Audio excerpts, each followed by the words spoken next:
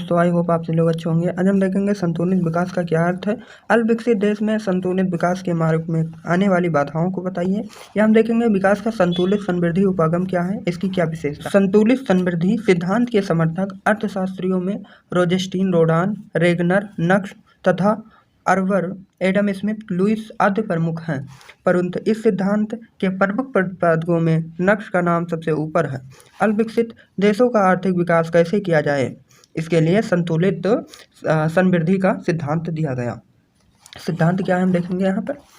अर्थव्यवस्था में विभिन्न अंगों का एक साथ सामंजस्यपूर्ण विकास होना चाहिए। क्या अर्थव्यवस्था में विभिन्न अंगों का एक साथ सामंजस्यपूर्ण विकास होना चाहिए, जिससे सभी क्षेत्रों में साथ साथ आर्थिक वृद्धि हो तथा सभी क्षेत्रों में एक साथ निवेश करना चाहिए, जिससे सभी क्षेत्रों में संतुलित वृद्धि हो। क्या इसका सिद्धांत क्या है कि अर्थव्यवस्था में विभिन्न अंगों का एक साथ सामंजस्यपूर्ण विकास होना चाहिए, जिससे सभी क्षेत्रों में साथ साथ आर्थिक वृद्धि हो, तभी सभी क्षेत्रों में एक साथ निवेश करना चाहिए, जिससे सभी क्षेत्रों में संतुलित वृद्धि हो। अर्थात यदि हम उद्योग में निवेश कर रहे हैं तो हमें कृषि में भी निवेश करना चाहिए, तथा यदि घरेलू क्षेत्र में निवेश किया जा रहा है तो निर्यात क्षेत्र पर भी निवेश किया जाना चाहिए, जिससे संतुलन की स्थिति बनी रहे। जो सिद्धांत है संतुलित समृद्धि का सिद्धांत, यह सिद्धांत मांग एवं पूर्ति पक्ष पर आधारित है। मांग पक्ष क्या हम देखेंगे। मांग पक्ष के अनुसार लोगों को रोजगार के अधिक साधन उपलब्ध कराने चाहिए। मांग पक्ष के अनुसार क्या है, लोगों को रोजगार के अधिक साधन उपलब्ध कराने चाहिए, जिससे लोगों की आय के स्तर में वृद्धि होगी। जिससे क्या होगा, लोगों के आय के स्तर में वृद्धि होगी। आय के वृद्धि के स्वरूप वस्तु तथा सेवाओं की आय में भी वृद्धि होगी। क्या मांग पक्ष क्या है। मांग पक्ष के अनुसार लोगों को रोजगार के पूर्ण मांग पक्ष में क्या है कि मांग पक्ष के अनुसार लोगों को रोजगार के अधिक साधन उपलब्ध कराने चाहिए। क्या मांग पक्ष के अनुसार लोगों को रोजगार के अधिक साधन उपलब्ध कराना चाहिए, जिससे लोगों की आय के स्तर में वृद्धि होगी। जिससे क्या होगा कि लोगों की आय के स्तर में वृद्धि होगी। आय के वृद्धि के स्वरूप वस्तु तथा सेवाओं की आय में वृद्धि होगी। यदि रोजगार बढ़ रहा है तो आय भी बढ़ेगी, और आय के साथ साथ मांग भी उसकी बढ़ेगी। पूर्ति पक्ष क्या है देखेंगे। पूर्ति पक्ष में अर्थव्यवस्था के उन अंगों के विकास पर अधिक जोर दिया जाता है। पूर्ति पक्ष में अर्थव्यवस्था के उन अंगों के विकास पर अधिक जोर दिया जाता है जो वस्तुओं की पूर्ति बढ़ाने में सहायक हो। पूर्ति पक्ष में क्या है, पूर्ति पक्ष में अर्थव्यवस्था के उन अंगों के विकास पर अधिक जोर दिया जाता है जो वस्तुओं की पूर्ति बढ़ाने में सहायक हो। पूर्ति पक्ष के अनुसार उपभोक्ता वस्तु को उद्योगों का विकास करना चाहिए, जिसके लिए आवश्यक है कि कच्चे माल, विद्युत, कृषि, सिंचाई, परिवहन आदि साधनों का समान रूप से विकास करना चाहिए। क्या पूर्ति पक्ष के अनुसार क्या है कि उपभोक्ता वस्तु को उद्योगों का विकास करना चाहिए, जिसके लिए आवश्यक है कि कच्चे माल, विद्युत, कृषि, सिंचाई, परिवहन आदि साधनों का समान रूप से क्या करना चाहिए, विकास करना चाहिए। रोडा के विचार क्या है। सर्वप्रथम संतुलित विकास सिद्धांत का प्रतिपादन किसने किया, रोजेस्टीन रोडा ने किया था, परंतु उन्होंने संतुलित विकास शब्द का प्रयोग नहीं किया था। सर्वप्रथम संतुलित विकास सिद्धांत का प्रतिपादन किसने किया, रोजेस्टीन रोडा ने किया था, परंतु उन्होंने संतुलित विकास शब्द का प्रयोग नहीं किया। इसके अनुसार सामाजिक सीमांत उत्पादकता एसएमपी का निवेश के निजी सीमांत इसके अनुसार सामाजिक सीमांत उत्पादकता एसएमपी का निवेश उसके निजी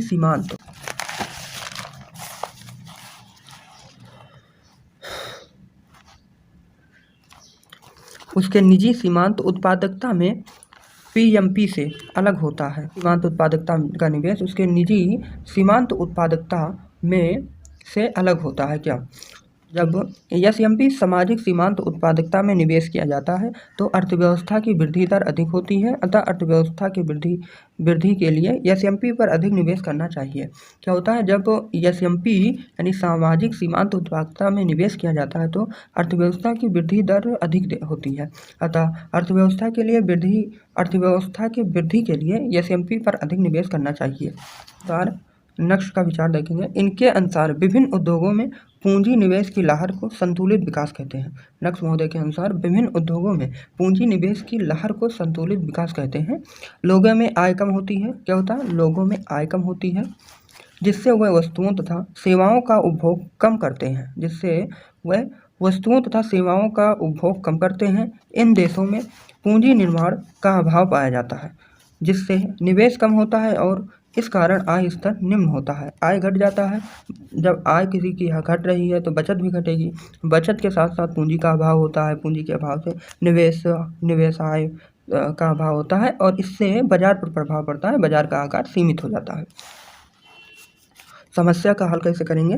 इस समस्या को हल करने के लिए नक्श ने कई विचार दिए हैं, जैसे बाजार का विस्तार करना, विज्ञापन करना, जैसे बाजार का विस्तार करना, बाजार में विज्ञापन, विक्रय कला को अच्छे से ढंग से, मुद्रा का प्रसार करना, अपार नियंत्रण हटाना, सभी वस्तुओं में एक साथ निवेश करना। सभी वस्तुओं में एक साथ निवेश करना चाहिए। सभी वस्तुओं में एक साथ निवेश हो तथा पूंजी का श्रेष्ठ प्रयोग हो। सरकारी निवेश। नक्श कहते हैं कि निजी निवेशकों में पूंजी निवेश की लहर शुरू करने की क्षमता नहीं होती है। नक्श महोदय कहते हैं कि निजी निवेशकों में पूंजी निर्माण की लहर शुरू करने की क्षमता नहीं होती है। अतः सरकार को अर्थव्यवस्था में निवेश करना चाहिए। अतः क्या करना चाहिए? सरकार को अर्थव्यवस्था में निवेश करना चाहिए, जिससे निजी निवेशकों को प्रोत्साहन मिलेगा। जिससे क्या होगा? निजी निवेशकों को प्रोत्साहन मिलेगा। इसकी हम विशेषताएं देखेंगे कुछ। कृषि एवं उद्योग में संतुलन बनाए रखना। क्या संतुलित समृद्धि या विकास की विशेषता में सबसे महत्वपूर्ण विशेषता एक है कृषि एवं उद्योग में संतुलन बनाए रखना। घरेलू तथा विदेशी क्षेत्रों में संतुलन रहना चाहिए। सभी क्षेत्रों में समान निवेश होना चाहिए। और संतुलित विकास एक बड़े धक्के से आरंभ होता है। संतुलित विकास क्या है? एक बड़े धक्के से आरंभ होता है। पूरक उद्योगों का विकास करके बाजार को बड़ा करना चाहिए। पूरक उद्योगों का विकास करके क्या करना चाहिए? बाजार को बड़ा करना चाहिए। मांग एवं पूर्ति में संतुलन बनाए रखना चाहिए। मांग एवं पूर्ति में संतुलन बनाए रखना चाहिए। विदेशी व्यापार को बढ़ाना चाहिए। क्या करना चाहिए? इसकी विशेषताएं क्या है? कृषि एवं उद्योग को में संतुलन करना चाहिए। सभी क्षेत्रों में समान निवेश करना चाहिए। घरेलू तथा विदेशी क्षेत्र में संतुलन बनाए रखना चाहिए। संतुलित विकास एक बड़े धक्के के से आरंभ होता है। संतुलित विकास क्या है? कि एक बड़े धक्के से आरंभ होता है। पूरक उद्योगों का विकास करके बाजार को बड़ा करना चाहिए। मांग एवं पूर्ति में संतुलन बनाए रखना चाहिए और विदेशी व्यापार को बढ़ाना चाहिए। आई होप आप सभी लोगों को वीडियो अच्छी लगी होगी। वीडियो यदि अच्छी लगी है तो लाइक करें, शेयर करें एंड सब्सक्राइब करें। धन्यवाद।